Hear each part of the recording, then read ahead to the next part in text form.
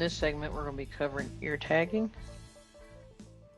It's not super complicated, but it does have a few things to take into consideration. Ear tags are one of several methods for identifying sheep and goats. It's typically the most common. Ear tags come in various sizes, designs, and there's different folks out there that make ear tags. You've got the materials that they can be made out of, ranging from plastic, brass, aluminum, and just about every shape you can think of. Maybe not quite every shape, but you've got button tags, swivel tags, you got looping tags. You also have RFID tags, which are known as electronic tags. And that's something that they are in the process of pushing to get put in place for the scrapie tag for the export purposes. They're trying to get it pushed for industry-wide just to be able to help track with scrapies and animal movements. You can also use some type of plastic chain or breakaway dog collar for the young ones to ID them until they're bigger, and it's easier to ear tag, tag them. One, just because when they're smaller, if you get the tags in, they have the habit of trying to stick their head through everything, and if they do, they're apt to tear the tags out while trying to get back through the hole that they fit their head in.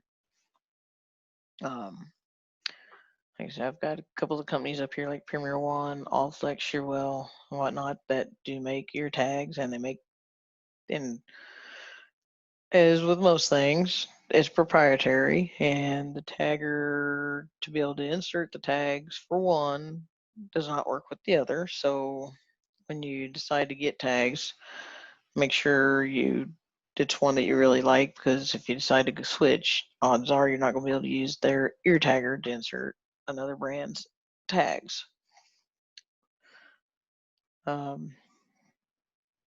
You have identification tags, and then you have scrapie identification tags. So scrapie identification tags are required by USDA for almost all sheep and goats, lamb kids. They have a premises tag on them before leaving the farm of origin or premises.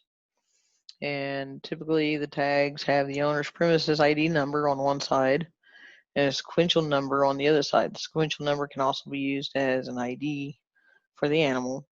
It's up to you if you decide you want to do one tag and use just the scrapie tag, or if you want to do scrapie tag and a farm tag. That's purely up to you. As far as the farm tag, scrapie tag is required. Producers are required to keep records for 5 years after animals have been sold or deceased from the time of applying the tags. And it's not super hard to get your premises ID. There's a toll-free number here that you call. Currently, with the program, first-time producers that have ever had a premises ID tag will get the first 100 plastic tags free. After that, you'll have to buy them yourself. The only thing with the free tags is you will need to purchase a tag applicator, and that's where I was saying pay attention as to which ones you do buy or get initially for your scrapie tag, because they have like 5 or 6 different companies that make scrapie tags that are meet USDA standards. And so if you decide to go with one brand of tag, that way when you reorder, you can just buy the applicator that works for that. You do have some additional methods of permanent identification. You can tattoo. Basically, it's needles set into the shapes of numbers of letters that you puncture their ear, and then you roll ink onto it. Biggest disadvantage to tattoos is it's difficult to read from a distance. You can do ear notching like they do with pigs. It can be a complete animal ID system like it does with the swine. Or you may just use it for something simple, such as for animal culling. If you decide that your animals need culled, the easiest way you may do it for you is you go and make a notch in the ear. Or you could have it to indicate, are they a single? Well, in other words, one notch, or are they twins, 2 notches, or triplets, 3 notches, or maybe for the day of the week. So depending on how you want to do your notch system, you've got some options. Neck chains and straps, at least use form of ID because they break away easily. But for your young ones, until they get up old enough to have a more permanent ID added to them, this may be the way to go. You just want to make sure that the chain or strap is positioned around the animal's neck tight enough not to fall off, but loose enough to allow for easy breathing and growth of the young animals. They should be checked periodically as they're growing to make sure that they're not having problems with the chain or strap becoming too tight. The other thing is this form of ID is not very easy to see unless the animal is caught, not unless you're using color-coded collars to indicate something to you. Electronic ID is a growing form of ID. It uses radio frequency identification technology. It's similar to the microchips. That is a type of ID that can be used as a microchip, just like for your dogs. There's also ear tags that they make now that have the RFID chip in it as well. So depending upon what you want to do, you have a few options. Placement. On the sheep, you'll notice that there are 3 cartilaginous ridges running down the ear, one almost directly down the middle, and then 2 offset to either side. You want to go in between those cartilage, typically on the lower side of the ear, and far enough out not to interfere with the ear or wool growth around the ear, but not all the way out the end. If they're out all the way at the end, they're more apt to rip them off on something. There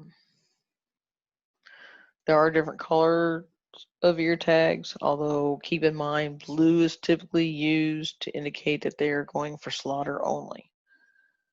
I was thinking about using blue. I had to do a little research on them because they're like, I know there's, a lot of people say, well, don't use blue. And that's why, it's because that is typically used to indicate slaughter. And with our farm, our colors are blue and white, and I was wanting to use blue. And then I decided, nope, that's not a good idea, so I'm using white tags. Temporary ID. There may be times when you need some temporary ID, and this is usually used whenever you're working the animals. You may have somebody that has a wound that you need to bring up daily for the next week, or you're getting ready to sort them out for your lamb crop, who's going to be staying, who's going to be going to be sold for breeders or whatever. So you have paint brandings, marking crayons, sticks, rattles, and spray markers that can be used for temporary ID. You may use the ID to match the lamb's kids with their mothers, ones that need to be culled or worked frequently. You may use it to indicate whether they're bred or open. So it's a temporary form. Most of these last up to 30 days.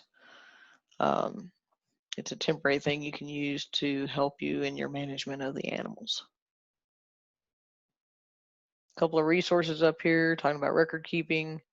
I've got Texas Department of Agriculture up here, Texas Animal Health Commission. It talks about scrapies, tags, and the requirements for them. In this segment, we're actually going to do some ear tagging. One of the things to notice, you have the same thing with your cattle, sheep, and goats, is in their ears they have cartilage and veins. And when you're putting the tag in, you want to make sure that you avoid those. Typically, it's easier to see the cartilage right down the middle of where my thumb's running right now is one of them. And then up here on the upper side, you usually don't go straight down the middle because that's where the main cartilage and blood supply goes for these. You either tag in the lower third or the upper third of the ear as you're going through this. So for this task, we're going to be ear tagging a couple of sheep. One of the things to pay attention with the animals when you're tagging them is they have cartilage and veins running through the ears. Generally with cattle, you try to tag mid-ear.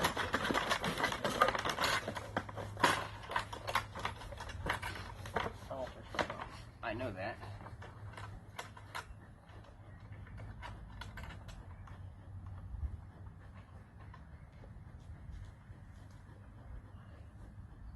So, as far as the ear tagging, it's kind of like us whenever we get ears pierced. It's a short, quick little jab. First tag I'm putting in for this sheep is the scrapey tag.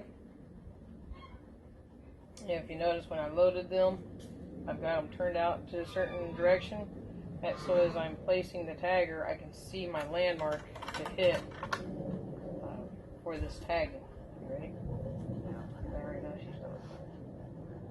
So you just come in here, make sure you ID where those marks are.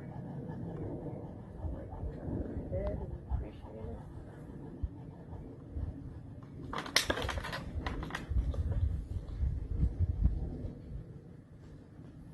That scared me. Alright, that's the first tag.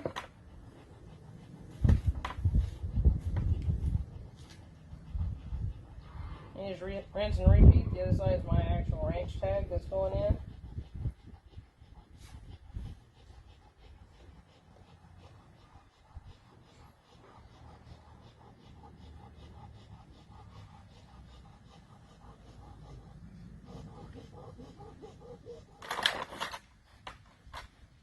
Okay.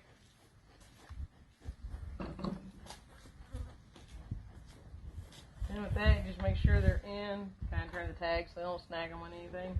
Otherwise, they're done.